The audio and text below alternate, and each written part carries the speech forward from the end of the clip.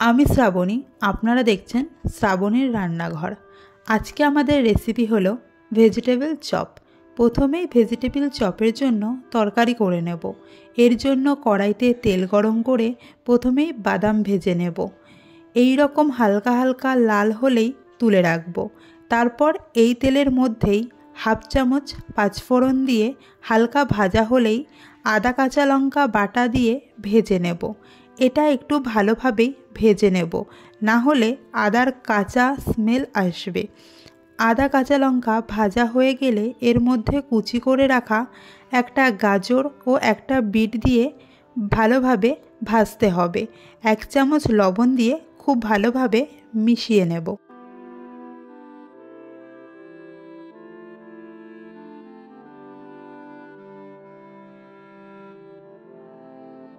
তারপর ঢাকা দিয়ে এটিকে ভাজতে হবে 5 থেকে 6 মিনিট।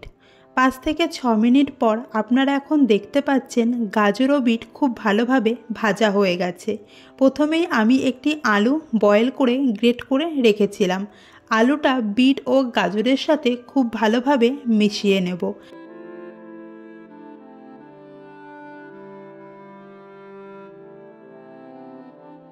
আলুটা মেশানো হয়ে গেলে এর মধ্যে ধনেপাতা কুচি, ভেজে রাখা বাদাম, গোলমরিচ, দারচিনি, গোটা জিরে, এলাচ ভেজে একটি পাউডার বানিয়েছিলাম, পাউডারটি এখানে দিয়ে খুব ভালোভাবে মিশিয়ে নেব। মিষ্টির জন্য দেব সামান্য চিনি। চিনি গলে গেলে গ্যাস বন্ধ করে একটি প্লেটে তুলে ঠান্ডা হওয়ার জন্য রেখে দেব। যতক্ষণ ঠান্ডা হচ্ছে ততক্ষণে আমরা একটি ব্যাটার বানিয়ে নেব।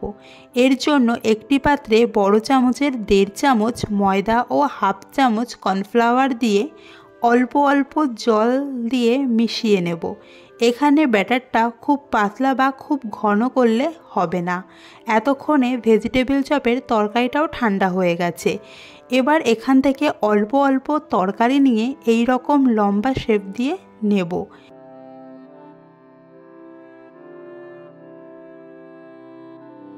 এভাবে বাকিগুলো করে নিয়েছি। এবার এটিকে কোট করার জন্য আমি এখানে বিস্কুটের গুঁড়ো নিয়েছি। প্রথমেই ব্যাটারের মধ্যে চুবিয়ে চামচের সাহায্যে তুলে বিস্কুটের গুঁড়োতে দিয়ে দেব। তারপর খুব ভালোভাবে কোট করে নেব।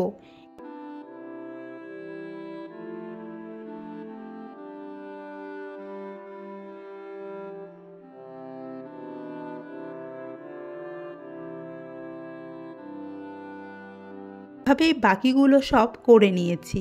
তারপর কড়াইতে খুব ভালো করে তেল গরম করে একটা একটা করে ভেজিটেবল চপগুলো তেলের মধ্যে দিয়ে দেব। তেলে দিয়ে সাথে সাথে নাড়াবেন না, একটু তেলের সাথে সেট হতে দেবেন। তারপর ভালোভাবে ভেজে নেবেন।